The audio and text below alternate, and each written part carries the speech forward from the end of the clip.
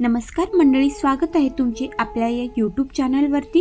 या व्हिडिओमध्ये मी तुम्हाला मकर संक्रांतीची संपूर्ण माहिती सांगणार आहे। या वर्षी मकर संक्रांती कशावर आलेली आहे, कोणत्या रंगावर आलेली आहे, त्यामुळे आपल्याला कोणता रंग वर्ज्य करायचा आहे, तसेच संक्रांत काळात कोणती कामे करावीत आणि कोणती कामे वर्ज्य आहेत। संक्रांतीचे वाहन, वस्त्र, शस्त्र, वय, नाव, दान काय द्यावे आणि संक्रांत काळात अजून कोणकोणत्या गोष्टी केल्या जातात, या सर्व गोष्टी माहिती तुम्हाला या व्हिडिओमध्ये मिळेल। त्यासाठी हा व्हिडिओ शेवटपर्यंत पहा, जास्तीत जास्त लोकांना शेअर करा व चॅनलला सबस्क्राइब करा। आपल्या महाराष्ट्रात प्रत्येक सण साजरा होताना अतिशय उत्साह, आनंद, एकमेकांना मान सन्मान देण्याची पद्धत, रूढी, परंपरा यांना फार महत्त्व दिल्याचं आपण पाहतो। या परंपरा सुरू झाल्या त्यामागे देखील पूर्वजांचा एक चांगला हेतू असल्याचे लक्षात येते। गुढीपाडवा, दीपावली, दसरा, गणेश चतुर्थी, नवरात्र यासारख्या आणखीन एक महत्त्वाचा सण आपण साजरा करतो, तो म्हणजे मकर संक्रांत। मकर संक्रांत सणापूर्वी वातावरणात असतो तो कमालीचा गारठा। प्रत्येक सजीवाला या थंडीची हुडहुडी फार गारेगार करून सोडते। कधी एकदा सूर्य तापवतो आणि ही थंडी कमी होते अशी प्रत्येकाला वाटते, आणि हा सूर्यदेव तापायलाच तयार नसतो, तो तयार होतो या मकर संक्रांती पासून। मकर संक्रांती या सणाचे आणखी एक वैशिष्ट्य ते म्हणजे हा सण कायम 14 जानेवारीलाच येतो। कधीतरी या सणाला 13 जानेवारी किंवा 15 जानेवारीला आल्याचे आपण पाहतो, पण ही अपवादात्मक स्थिती सोडल्यास हा उत्सव नेहमी 14 जानेवारीला येतो। पुष महिन्यात जेव्हा सूर्य मकर राशीत प्रवेश करतो तेव्हा हा उत्सव सर्वत्र संपन्न करण्याची परंपरा आहे।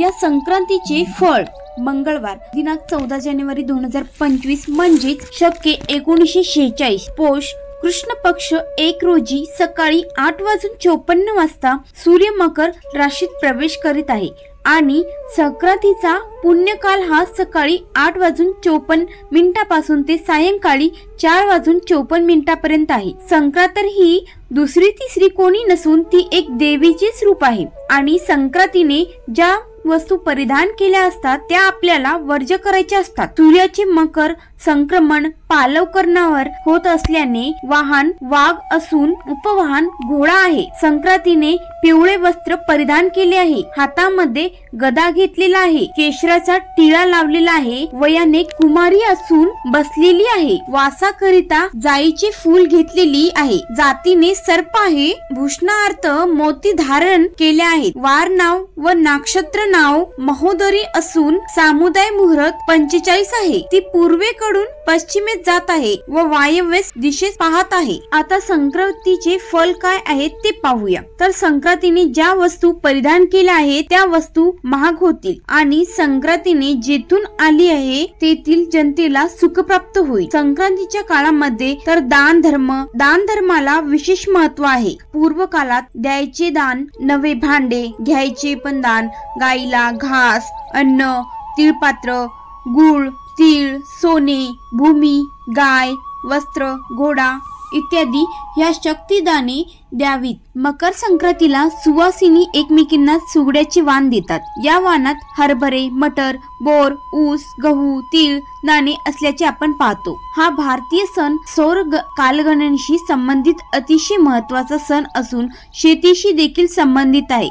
मकर संक्रांती पासून हळूहळू दिवस मोठा होत जातो आणि रात्र लहान होत जाते। सूर्याची तीव्रता दाहकतेत बदलत पुढे पुढे सरकायला लागते, आणि साधारण 10 ते 15 दिवसांच्या अंतराने रथसप्तमी असते। मकर संक्रांती पासून ते रथसप्तमी पर्यंत अनेक सुवासिनी हळदी कुंकवाचे आयोजन करतात। असं म्हणतात की या रथसप्तमी पासून सूर्याच्या रथाला घोडे लागतात, आणि सूर्यदेव चांगलेच मनावर घेतल्याप्रमाणे आग ओकायला तापायला सुरुवात करतात। संक्रांतीच्या दिवशी जे सुगड पुंजतात म्हणजे बोळके पुंजतो, जे आपण सुगड पूजा करतो, ती एक प्रकारचं दानच आहे। त्यामुळे तुम्ही संक्रांत काळामध्ये कधीही दान धर्म करू शकता। मग तर संक्रांतीच्या दिवशी सकाळी लवकर उठून अभय स्नान करून आपण नवीन वस्त्र परिधान करून सूर्याला जल अर्पण करायचं आहे, म्हणजेच काय, सूर्याला अर्घ्य द्यायचं आहे। शक्य असेल तर तांब्यामध्ये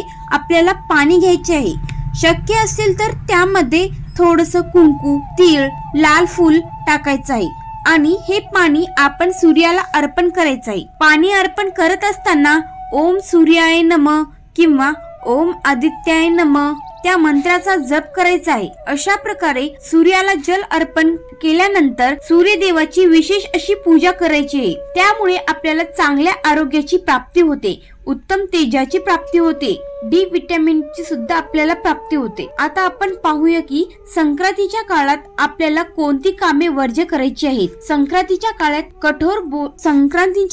कठोर बोलणं टाळायचं आहे, म्हणजेच काही घरात वादविवाद करायचे नाही, कोणालाही अपशोक्त बोलायचं नाही, शिव्या शाप द्यायचे नाहीत। उलट सर्वजण मिळून मिसळून हा सण आनंदाने साजरा करायचा, सगळ्यांना तिळगुळ द्यायचे आहे। मकर संक्रांतीला काळे कपडे घालण्याची, एकमेकांना देण्याची देखील प्रथा आहे। तिळगुळ घ्या आणि गोड गोड बोला असं म्हणण्याची संधी आपल्याला केवळ या सणालाच मिळते बरं का। तीळ आणि गुळ हे उष्ण असल्याने या थंडीच्या मोसमात आपल्याला आपल्या शरीरात आवश्यक उष्णतेची गरज तिळगुळ पूर्ण करतं आणि याच मुख्य कारणामुळे मकर संक्रांतीला तिळगुळ देण्याची परंपरा सुरू झाली असावी। त्याबरोबरच या संक्रांतीच्या काळामध्ये आपल्याला वृक्ष, गवत तोडणे ही कामे टाळायची आहेत। कोणत्याही झाडाची हानी या दिवशी झालेली नाही पाहिजे, या सर्व कामे आपल्याला वर्ज्य करायची आहेत। त्याबरोबरच मकर संक्रांतीचा महत्वाचा भाग म्हणजे सुगड पूजन। या संक्रांतीच्या सणाला सुगड पूजा करण्याला खूप जास्त महत्व आहे, ज्याला काही जण सुगड म्हणतात, बोळकी म्हणतात, खण म्हणतात। तर अशी घरातल्या प्रत्येक सुवासिनीची 5 सुगड म्हणजे 1 खण असा मोजायचं असतं, म्हणजे घरातल्या एका सुवासिनी स्त्रीसाठी 5 सुगड असतात। तुमच्या घरामध्ये जेवढ्या सुवासिनी स्त्रिया असतील त्यांच्या प्रत्येकी 5-5 सुगड आपल्याला पूजायची आहेत। त्याच सुगडामध्ये ओसा भरून त्याची पूजा केली जाते। मग मकर संक्रांत हा भारतातील असाच एक शेती संबंधित सण आहे। त्या शेतामध्ये जी पीक आलेली असतात ती आपल्याला या सुगडामध्ये पुंजायची असतात, भरायची असतात। मग त्यामध्ये कोणी गव्हाच्या ओंब्या, ज्वारीचे कणीस, हरभऱ्याचे घाटे, ऊसाचे तुकडे, बोर, तीळ आणि गुळ, गाजराचे तुकडे, पेरूचे तुकडे, वाटाण्याच्या शेंगा, घेवडा हे सगळं काही पदार्थ ओसामध्ये भरले जातात आणि त्यांची पूजा केली जाते। तर हे सर्व साहित्य या दिवसामध्ये विपुल प्रमाणात उपलब्ध असल्याने वाणात्याचा समावेश आपल्याला पाहायला मिळतो। तर असा सगळा ओसा सुगड्यामध्ये भरून त्याची पूजा करून एखाद्या नवीन कपड्यामध्ये झाकून ठेवले जाते आणि मग जेव्हा हिला हळदी कुंकवाचा कार्यक्रम ठेवतात तेव्हा महिलांना आपल्या घरी हळदी कुंकवासाठी ही बोलवतात। तर त्यांना हा ओसा वाण म्हणून दिलं जातं किंवा ओटीमध्ये भरला जातो आणि त्यालाच खरं वाण म्हणतात। आणि हे सर्व वाण महिला वर्ग ज्या पद्धतीने एकमेकींना देतात त्याचप्रमाणे पंढरपूरच्या रुक्मिणीला देखील सवाशीण स्त्रीला देतात। या दिवशी हे वाण देण्याकरिता गर्दी खूप असते। हळदी कुंकू हा कार्यक्रम 14 जानेवारी पासून ते 4 फेब्रुवारी पर्यंत कधीही करता येईल। संक्रांतीचा आदला दिवस हा भोगी म्हणून महाराष्ट्रभर केला जातो। हा शेती भागातील ज्या फळभाज्या, शेंगभाज्या, कूटभाज्या आणि तिळाचा कूट घालून केलेली मिश्र भाजी, तीळ लावून बाजरीची भाकरी, लोणी, मुगाची खिचडी असे पदार्थ या दिवशी आवर्जून केले जातात। संक्रांतीच्या दिवशी गुळाचे आणि तिळाचे लाडू बांधतात, त्याचे विशेष महत्व आहे। तसेच मकर संक्रांतीला काळा रंग घालणं हा खूपच शुभ मानला जाते। जेव्हा संक्रांतीचा सण असतो त्या दिवशी थंडी खूप जास्त प्रमाणात असते आणि आपण जर काळे कपडे घातले तर आपलं शरीर थोडं उबदार राहतं, म्हणजे थोडक्यात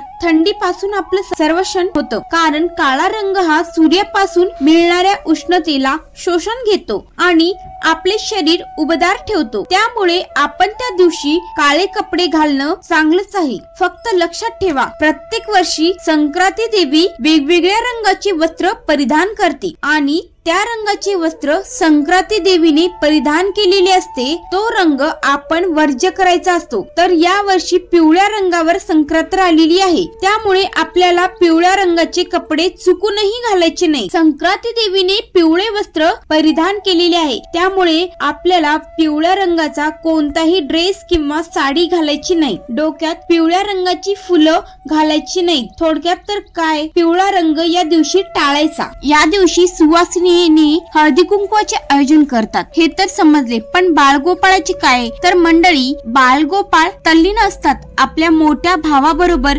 मित्रमंडळी बरोबर, वडीलधाऱ्या या माणसासोबत पतंग उडविण्यात. भरपूर ठिकाणी पतंग महोत्सव देखील आयोजित केला जातो. पतंग बनविण्याची देखील शिकवण्यात येते. पतंग उडवण्याची खरी मजा आणि उत्सव पाहण्याकरिता हजारो पर्यटक या दिवसामध्ये गुजरातला भेट देतात, कारण गुजरात राज्यात या दिवसामध्ये लाखो पतंगे आकाशात विविध आकारात उडत असल्याचे आपल्याला दिसते. या पतंग उडवण्याचे शास्त्रीय कारण पाहिल्यास आपल्याला सहजच लक्षात येईल की थंडीच्या या दिवसामध्ये सूर्याच्या सानिध्यात वेळ घालवण्याकरिता पतंगीपेक्षा चांगले कारण कोणतेही असू शकत नाही आणि म्हणूनच मकर संक्रांतीला पतंग उडवण्याची परंपरा सुरू झाली असावी. संक्रांतीच्या निमित्ताने दान धर्म करावा हा प्रघात सामाजिक बांधिलकीसाठी अत्यंत उपयोगी ठरतो. एकूणच या दिवशी सर्व लहान थोरांनी, स्त्री पुरुषांनी, मित्रमैत्रिणींनी तिळगुळ घ्या, गोडगोड बोला हा संदेश नुसता तिळगुळ वाटण्यापुरता मर्यादित न ठेवता एकमेकांचा सन्मान, एकमेकांची प्रतिष्ठा वाढवण्याच्या दृष्टीने आपापसातील प्रेमबंध वाढवण्याची वेळ आहे. जोपर्यंत माणसाला माणुसकीचा अभिमान वाटणार नाही, त्याला शक्तीची, मातृत्वाची, वात्सल्याची, प्रेमाची प्रतिष्ठा सांभाळता येणार नाही, तोपर्यंत माणसाचा उत्कर्षही होणार नाही व तो सुखही होणार नाही. आपापसातील स्नेहबंध, प्रेमबंध वाढवण्यासाठी सर्वजण मकर संक्रांती साजरी करू. मकर संक्रांतीच्या सर्वांना खूप खूप शुभेच्छा. तसेच व्हिडिओ आवडल्यास चॅनलला लाईक, शेअर आणि सबस्क्राईब करायला विसरू नका. धन्यवाद.